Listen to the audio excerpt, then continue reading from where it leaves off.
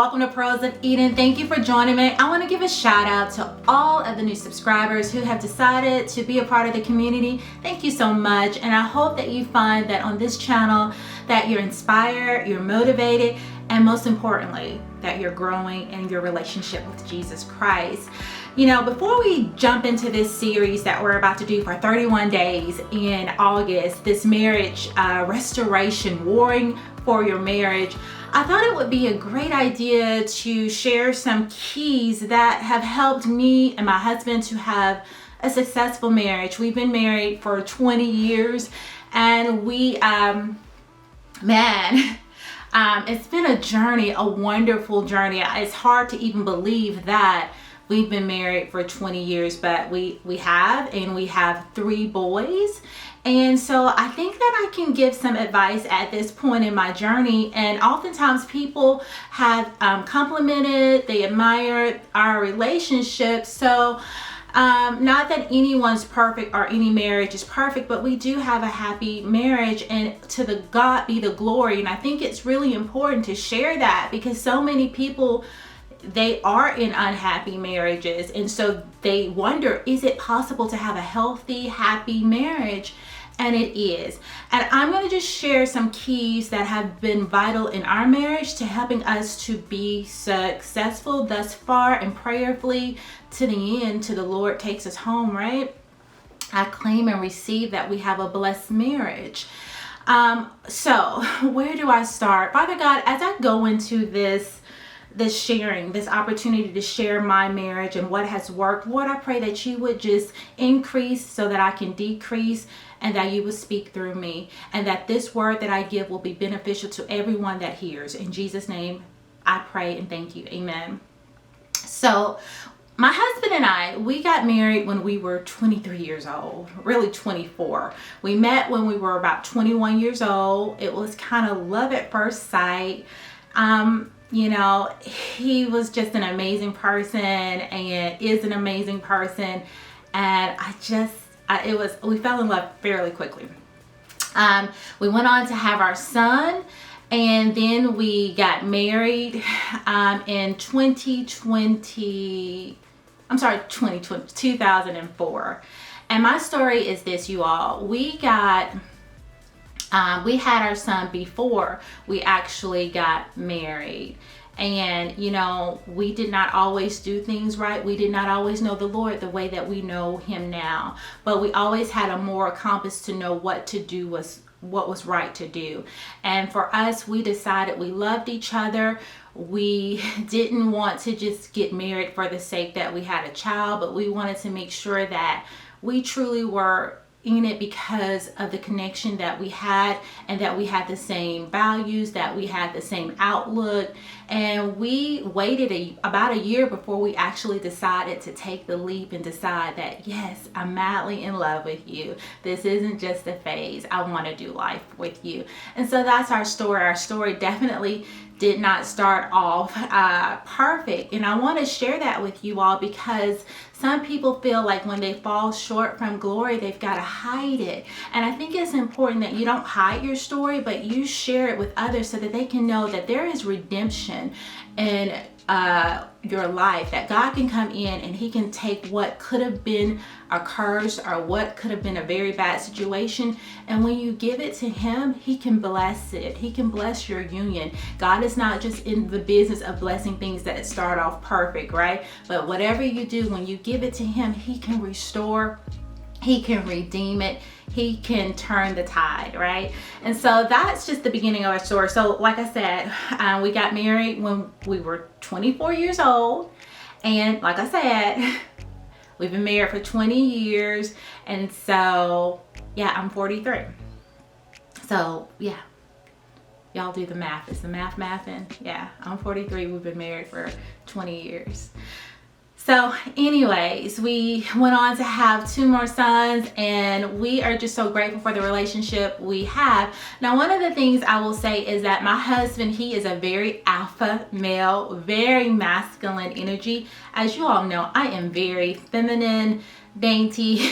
And I think that's what drew us to each other, because we're opposites in that sense. He's very rah-rah. I'm very dainty, delicate. Like I said, a very woman's woman, right? And so it balances us out, because we do have traditional, I would say traditional roles in our household. My husband, he is the alpha male. He is the leader of this home. He makes all of the decisions, especially financially. Yes, I do have a say so. And if you asked him, he would probably say she's the one that makes the decisions. But the truth be told, my husband is the leader of this house, and he makes the decisions. Now, he listens to me and he cares about my thoughts and opinion, but at the end of the day, he knows our finances best. Like when it's time for me to get a new car, he's like, it's time for you to get a car. It's time for you to change your tires. This is the best vehicle on the market. What would you like?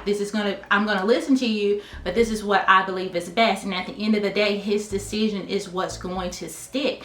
And I'm good with that. So I think you have to understand going in the roles that you all are comfortable in. Not everybody does a traditional roles. You have some women that are very masculine, where they're running the house.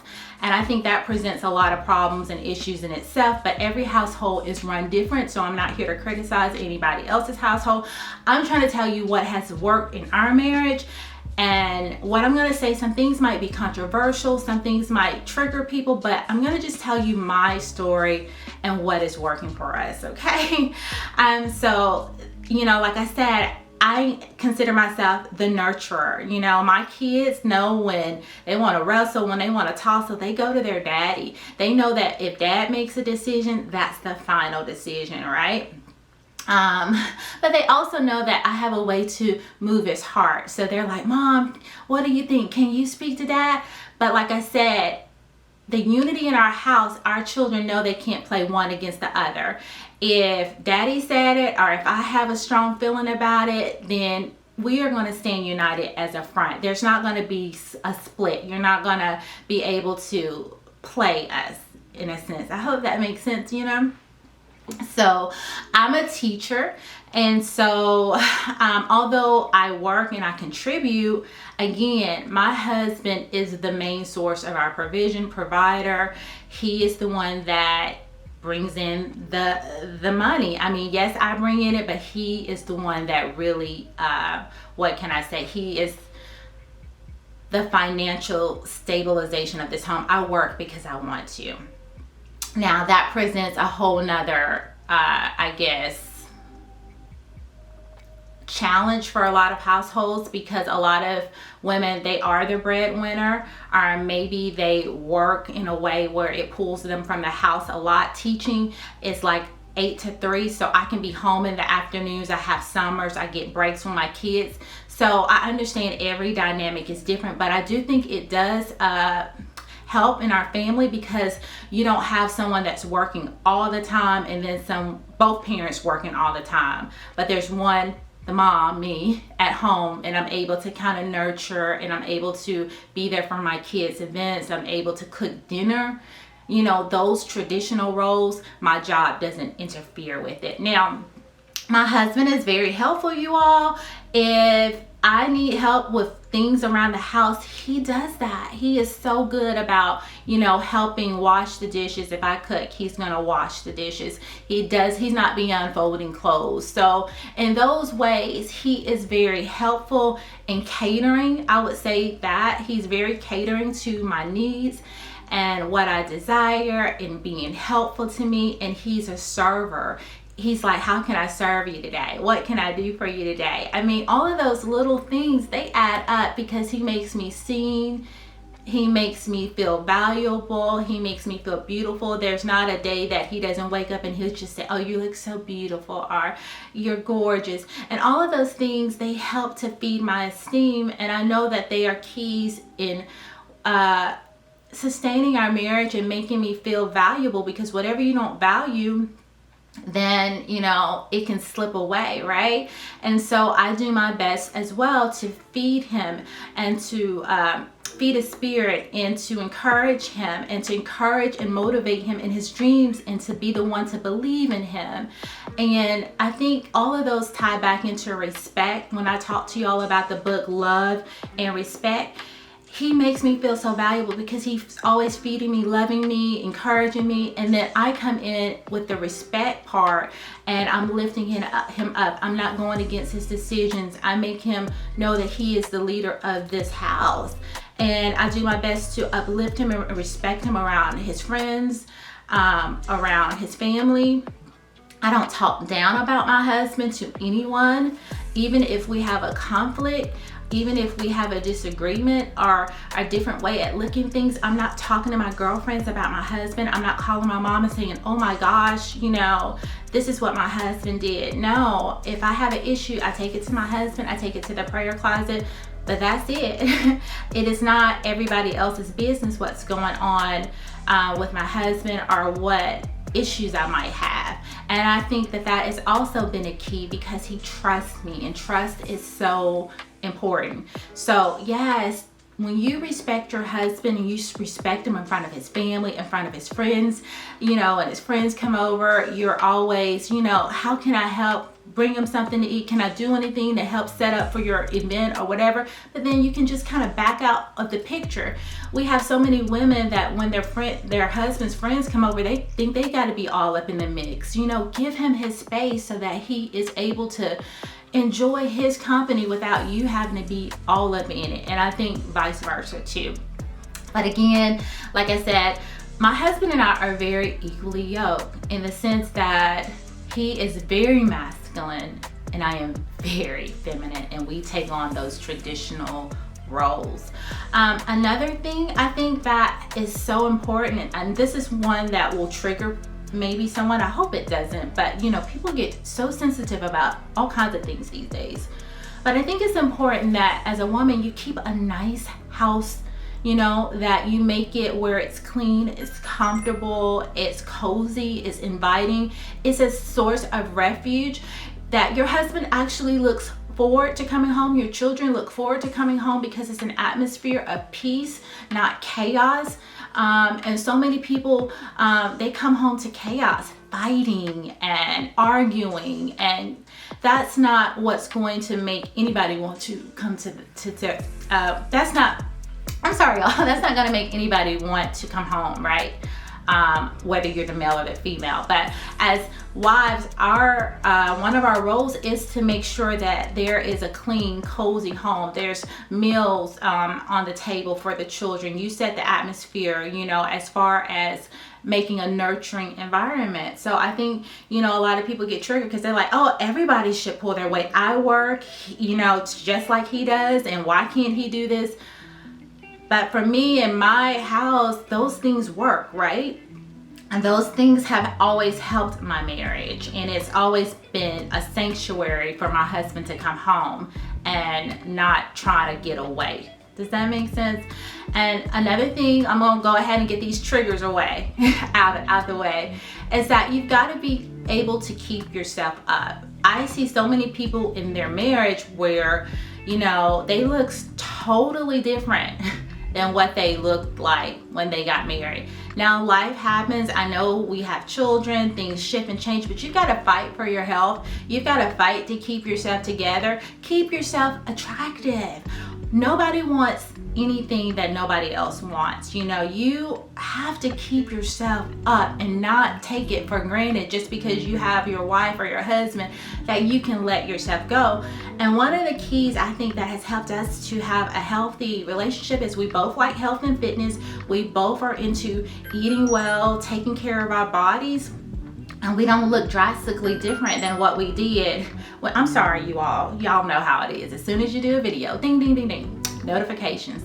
But anyways, we don't look drastically different than when we started. So you have to work on your fitness. You have to work on your health, just like you work on the inner man, right? And that is not vanity. That is just the honest to God truth. If you let yourself go, how can you expect someone to still be physically attracted to you and you have just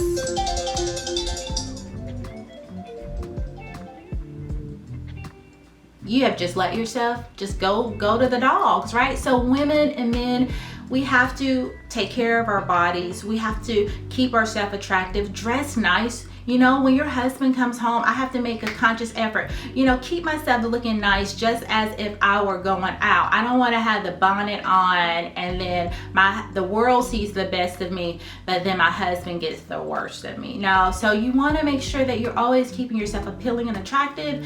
And like I said, that has helped our marriage, because I still find my husband super attractive and he finds me super attractive. And so it makes for great chemistry, because we don't let ourselves go. So I know life happens and you do the best you can. If you get in an accident and something happens, that is out of your hands. But if you are able, what is stopping you from keeping yourself fit, eating healthy, teaching your children the importance of eating healthy and making good food choices so that they know the importance of keeping their bodies up? Your temple is the temple of the living God. It is a reflection of God too, how you keep yourself up, how you keep your home up, how you keep your cars up, how you keep everything that He's giving you to steward. Yes. So, you know, I know that can be a triggering thing, but we all should fight to try to stay attractive and keep our best self, right? And God will show you how to do that when you include Him in every aspect of your life. So these are just some of the keys. Love, honor, respect your husband, respect. Love comes in when you show respect. So honoring and respecting your husband, that's probably the number one thing you can do. Number one key, right? Well, I shouldn't say that's the number one key. Let's just say prayer and keeping God first is the number one key. Respecting your husband and keeping yourself attractive, keeping yourself healthy, you know, making sure your home is inviting, where, you know, your husband wants to come home. It's peaceful. These are important keys. I could tell you a lot more, but I just really think those are the three main ones. I would love to hear what your thoughts are. For those of you who have been married for years, you know, what's been successful in your marriage? But I think those are the three main keys: keeping God first, respecting your husband, men loving your wives, and what did I say? Keeping yourself attractive. Yeah. Keeping yourself attractive. Those three keys will take you a long, long way. And also making sure that you are equally yoked, you know, that you do have a lot of things in common. If you're fighting early on in your relationship, in the dating process, that's a sign that, oh my gosh, when you know, decide to take that leap and get married, it's only going to become more challenging, right? So one thing I would say is to make sure that you are equally yoked, that you like to do the same things, that you have the same kind of mindset, right? Those things are important. So I hope that this video is helpful as we go into this marriage series on Monday. Monday's August 1st, I believe we start. And we'll do 31 days of prayer. But I thought it would be, you know, good for me to share my story, how I started off, how it wasn't perfect, but God was able to shape and mold and restore our relationship in ways that only He could. And so I think that's important to understand. And let's see. Yeah, that's it. Thank you guys for subscribing. Thank you for watching, and I will see you soon. God bless you and take care.